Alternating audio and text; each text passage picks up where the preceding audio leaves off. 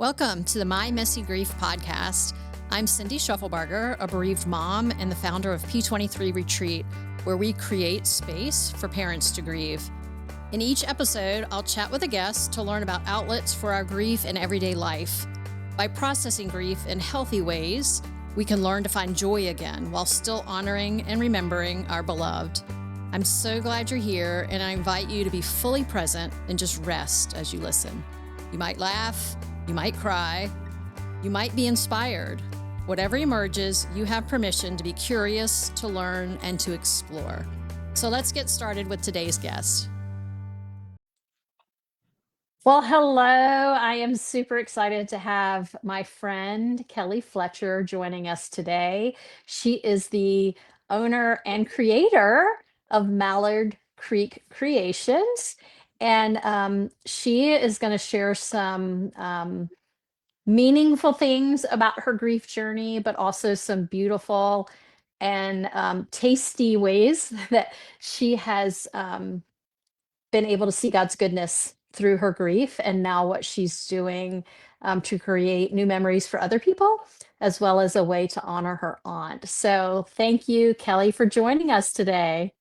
Thank you so much for having me. This is such a fun way to honor my aunt, but also to redeem this day. So I'm just so thrilled and excited to be a part of this podcast. So thank you for having me.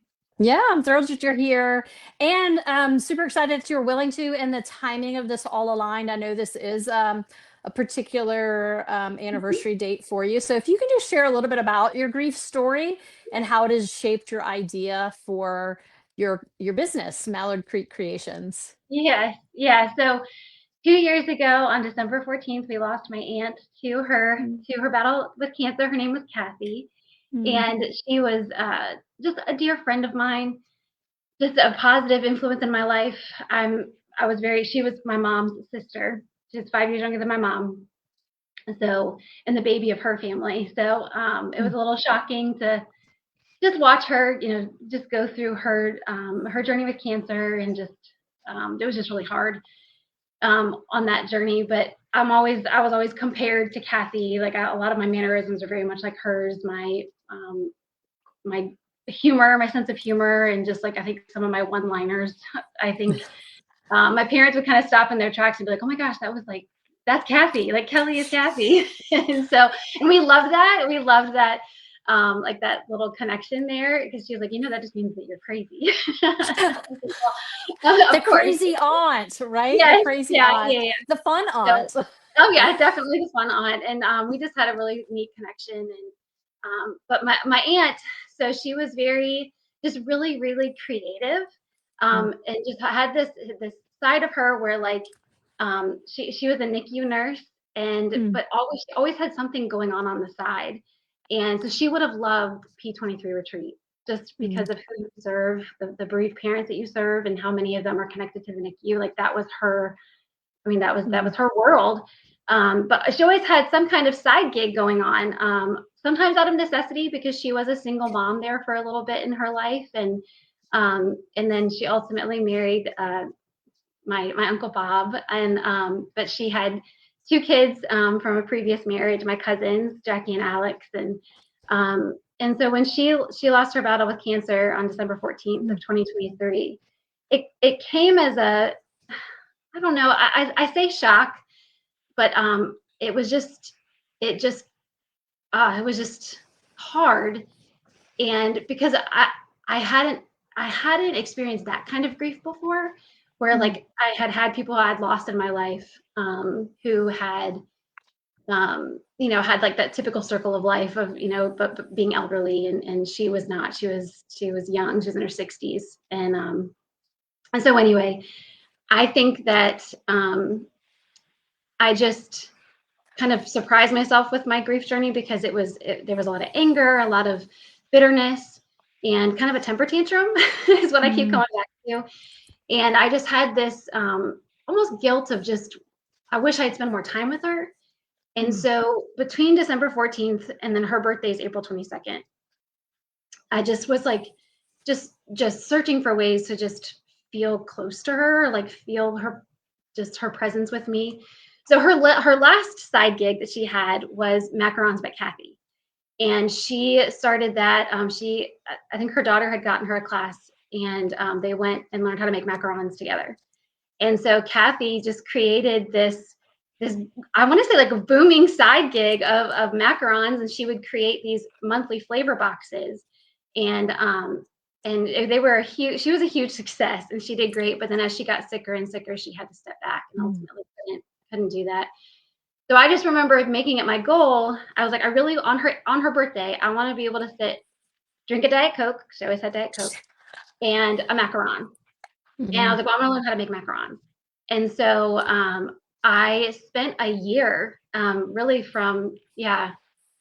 a year really trying to figure it out on my own by watching YouTube videos. And so, so every time I was in the kitchen making macarons, that was just kind of like my tangible way of feeling close to her. Mm. I love that. So there, you might not be aware of this, but there is a theory in grief called continuing bonds.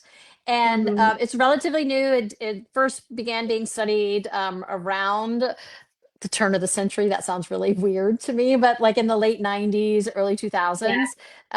And continuing bonds is this idea of just because our person is no longer with us, it doesn't mean our relationship has ended because our Mm-hmm. love for them is still there. And so I love that you are living that. Like you have found ways to stay connected to her, healthy ways. Yeah.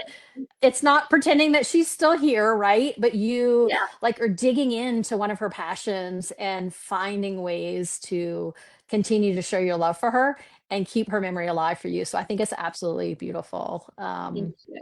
Yeah. Yeah, I've so thank you enjoyed for it. sharing it.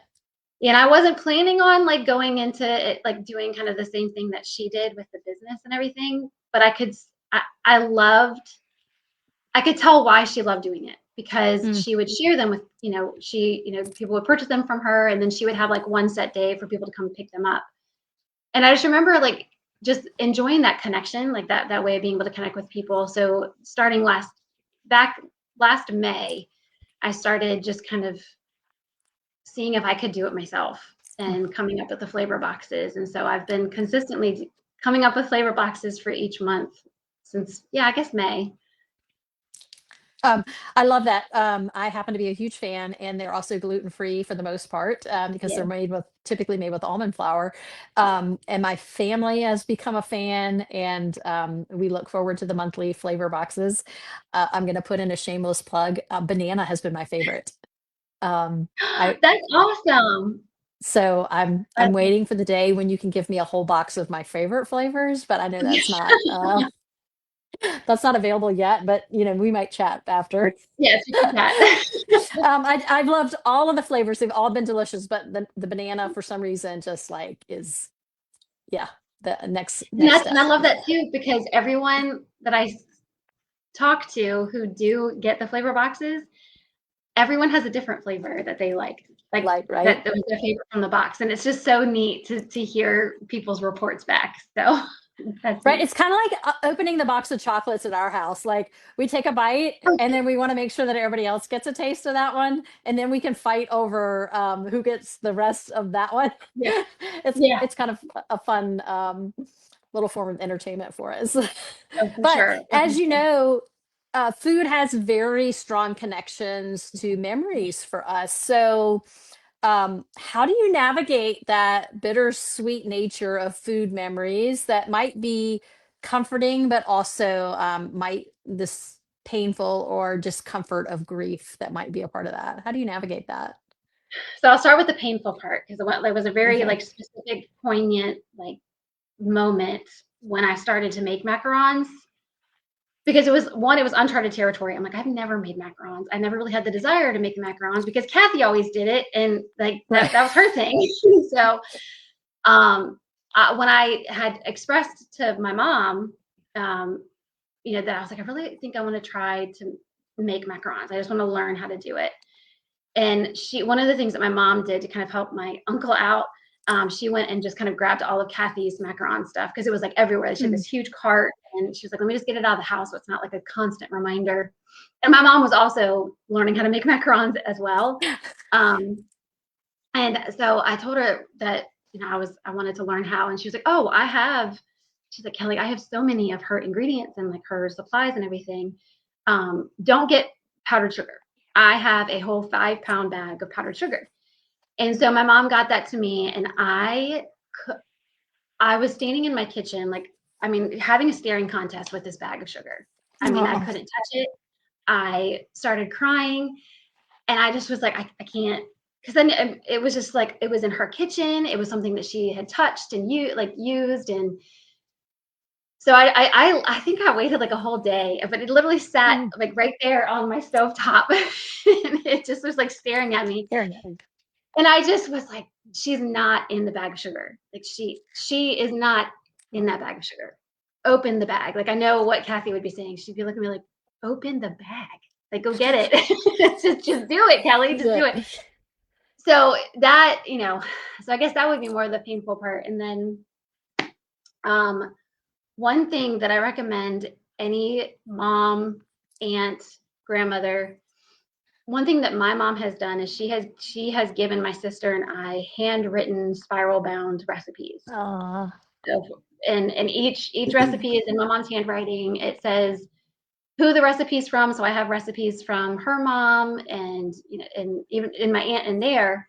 And then one Christmas, I don't have it right here. I can't remember which year it was, but one Christmas, Kathy put together a binder of all of her ah, recipes.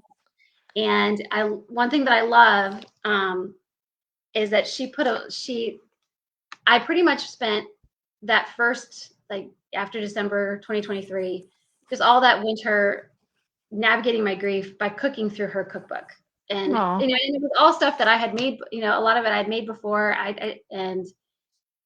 Um, and at the bottom of each recipe, she has a little blurb, and I can hear her talking. I can hear her voice telling me about it, and like where she got the recipe, and who gave it to her, and what memory she has attached to it.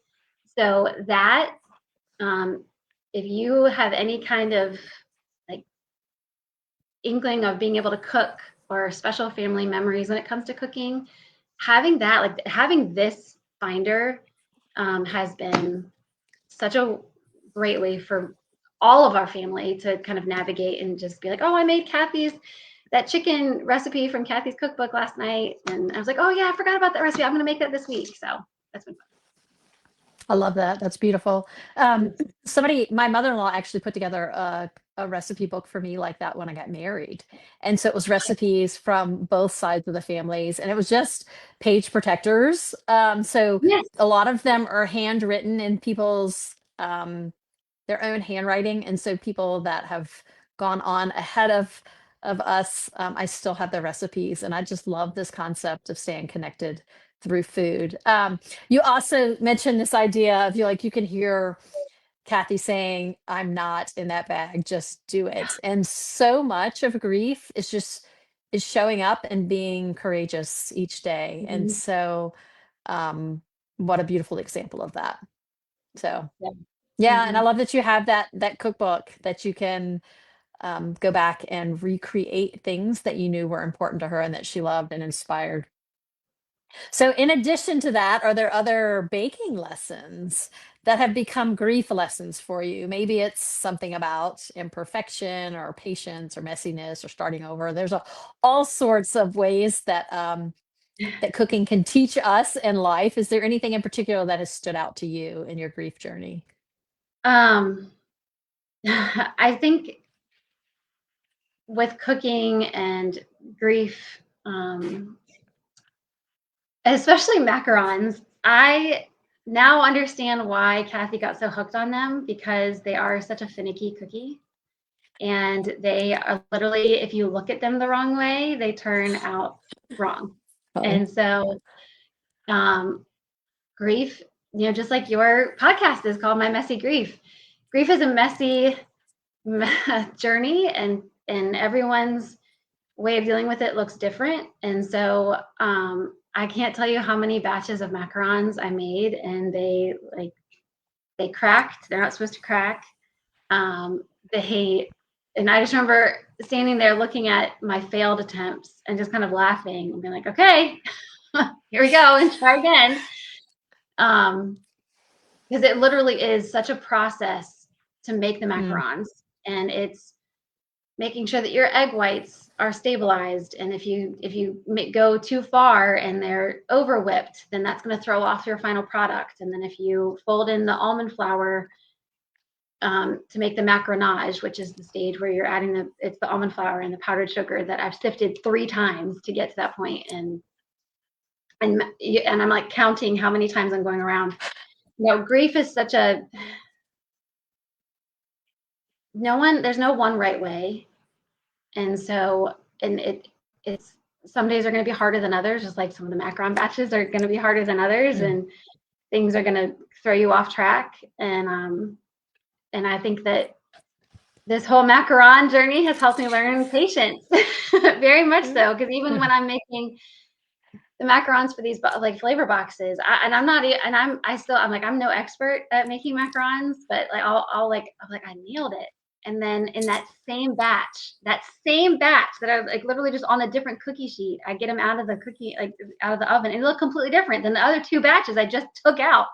And so you just kind of stand there like, I don't know what happened. And that is like grief. You're like, I'm not really sure what caused me to go into that downward spiral and being like, okay, now it's okay. Wipe my tears, get up, try again.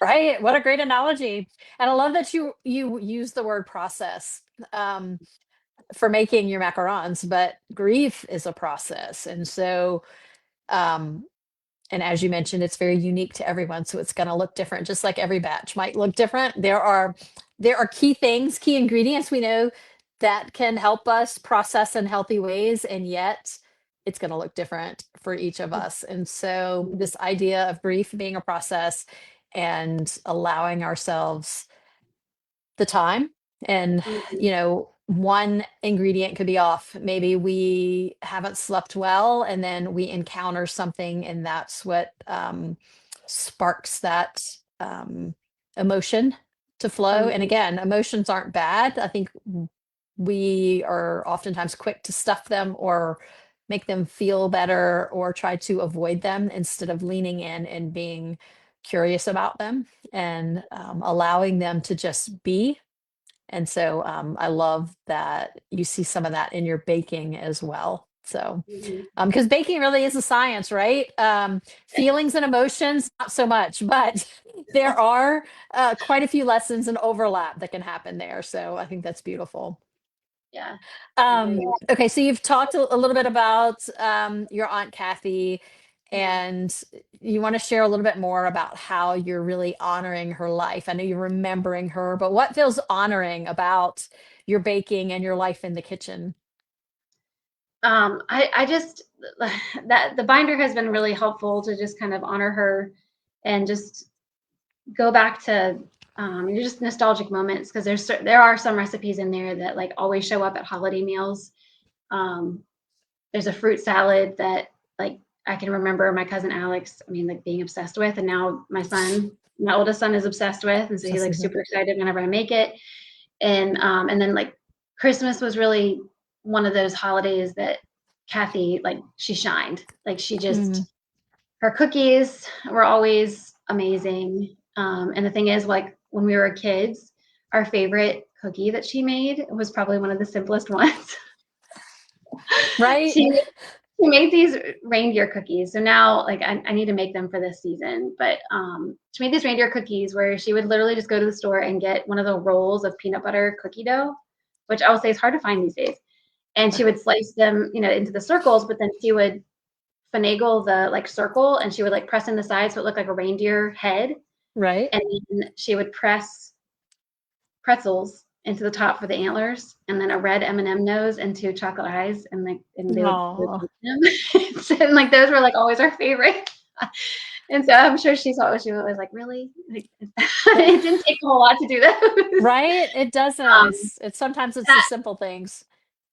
and I heard like one of the her appetite wasn't great, like towards the end, but she would have like strange cravings for certain things. And one of the things she really wanted to eat was like the Jersey Mike sub in a tub was something that Oh, was appealing to her.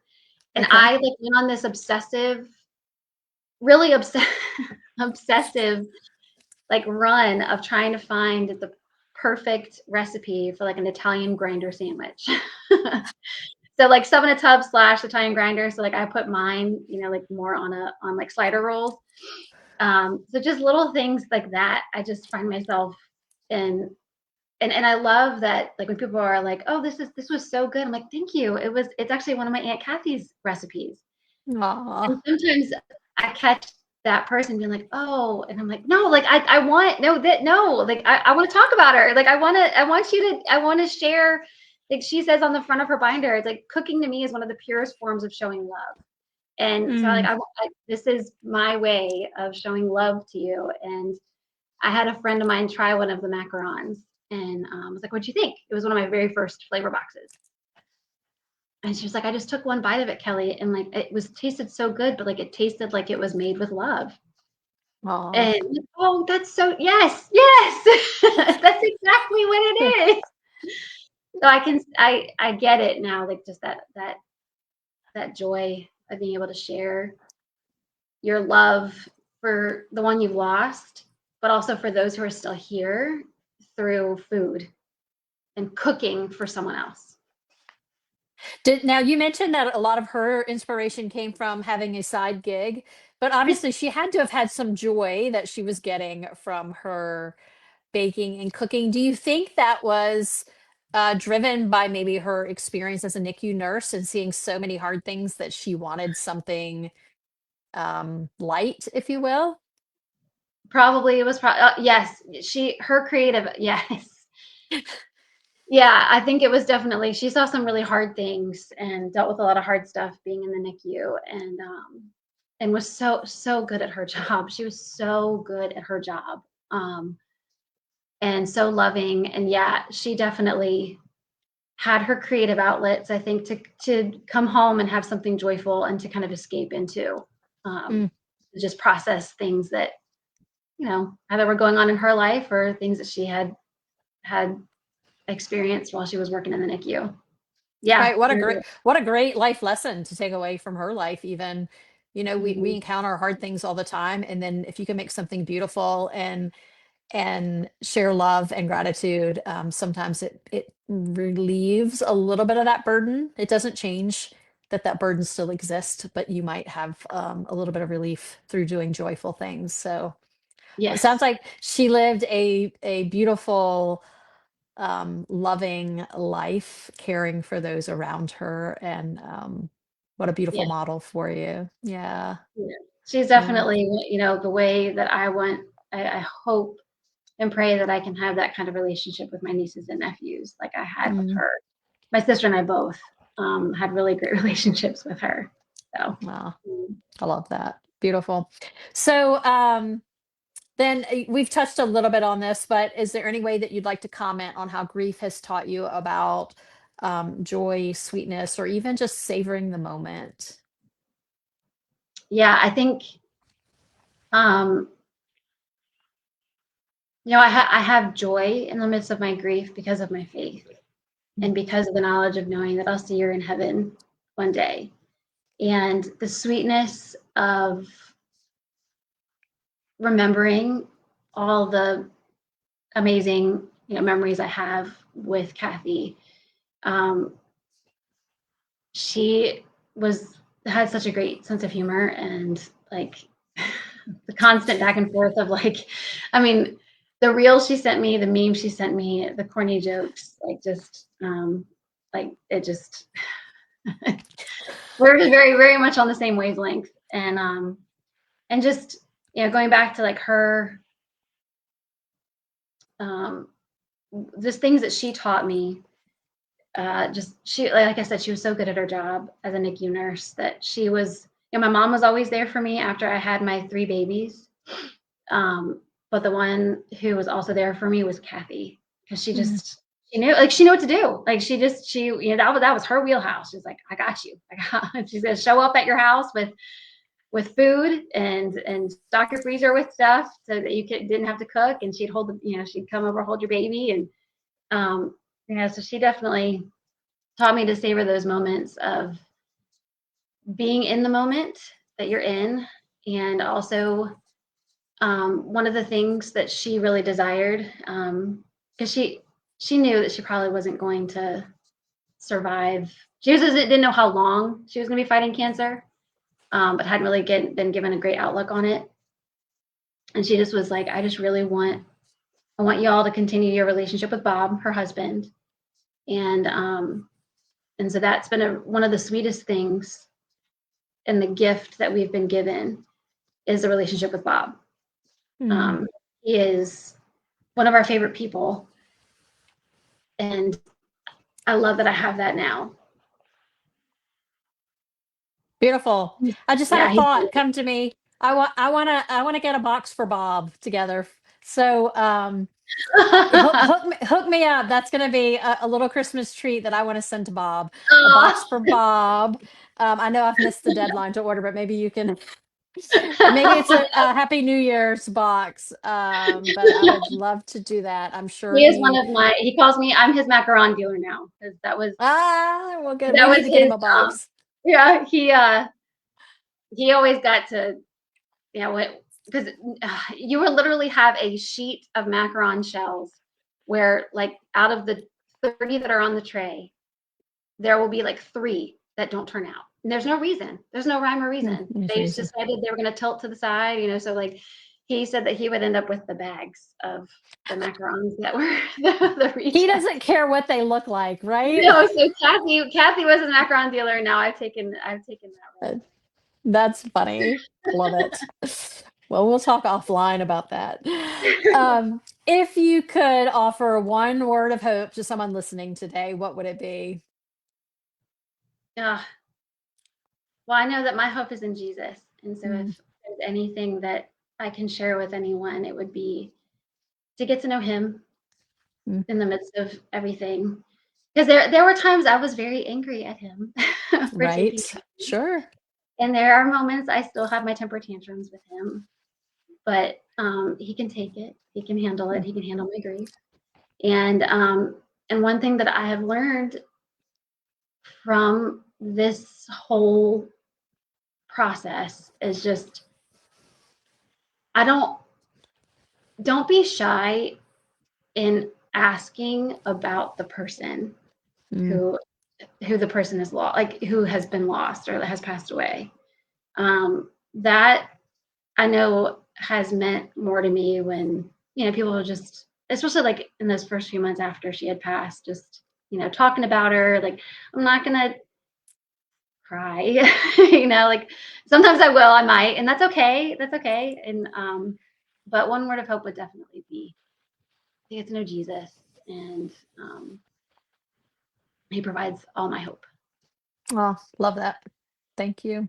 So any last, do you want to share any other memories about Kathy before we wrap up and talk a little bit about how folks can find you maybe on social media? A favorite memory, a favorite holiday memory? You said you're not afraid of the tears, so I'm giving you an opportunity.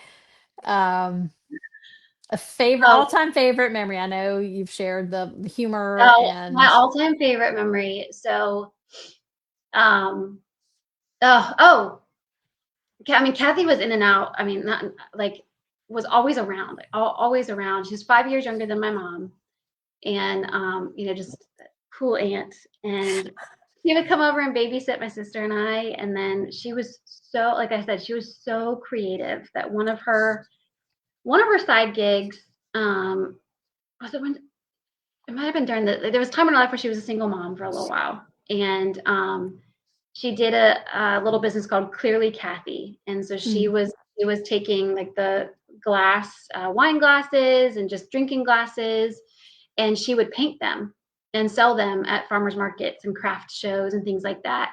And then in turn, she also learned how to do like fake don't know what you call it, but like when you walked into her house, it was the coolest house. Like she had this just really creative like paintings everywhere. She painted the floor in one of the bathrooms to look like a black and white checkered marble, but it wasn't marble. And then she like Wow. made around her light switch boxes or like whatever light switches. It looked like exposed brick, but it wasn't. It was fake. It was like plaster. Oh, She was so just so creative. And so when my sister and I, one of our gifts when we turned 16 was my parents would redo our rooms. oh, fun. And so Kathy came and redid helped my mom paint my sister's room however she wanted it to look. She wanted light blue with like white clouds everywhere. When it came my turn, I wanted under the sea. So Kathy literally came and painted everything. So, like, so Wow. I had fish everywhere. So then in turn, after I got married, when we were setting up our nursery, Kathy came and painted our nursery, and we had Dr. Seuss characters everywhere. Oh, I love that. Yeah, Love that. What a fun memory. Thank you for sharing all about Kathy today. thank Um, you for giving just me the the tip of the opportunity. iceberg, I know, right?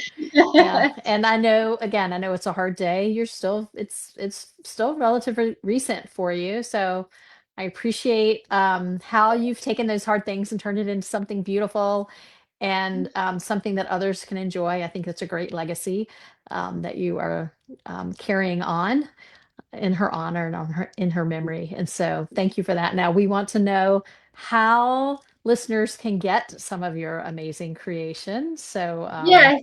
So I am still kind of like not I'm still convincing myself that this is like taking off. So right now you can find me on Instagram just at Mallard okay. Creek Creations.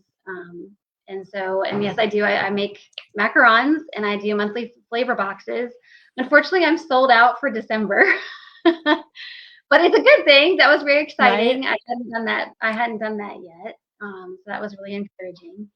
But every month, my goal is to have a different flavor box where I offer 4 flavors of macarons, and I send out order forms, and you can fill out the order form, and then I usually do a pickup day, and it's usually in the Mechanicsville area where I do my pickup orders. And so on Instagram right now, I'm still trying to like even wrap my head around possibly doing a website. One day it's coming. Yes, it's One coming. day you might end up having to be shipping some at some point. Oh gosh. But yes, for those local in the Richmond area, Mechanicsville, Hanover, King William, yeah, it's a great thing. So Yeah, thank you. thank you for sharing with us today. I'm grateful for you willing to share a little bit about your story and how you're making something beautiful out of it. So, yeah, I hope you have a very Merry Christmas and You we too. will connect soon. Yes, we will. All Merry right, Christmas. take care. All right. You too. Thanks for joining us for this episode of My Messy Grief. Grief is a reminder of our love for someone. Grieving is hard work and is meant to be felt, not fixed. If you know a parent grieving the loss of a child, send them our way at p23retreat.org. Likewise, if you want to help to support our ministry, drop by our website to give the gift of hope to a grieving parent. May today be filled with moments of light, even in the darkness and messiness of grief.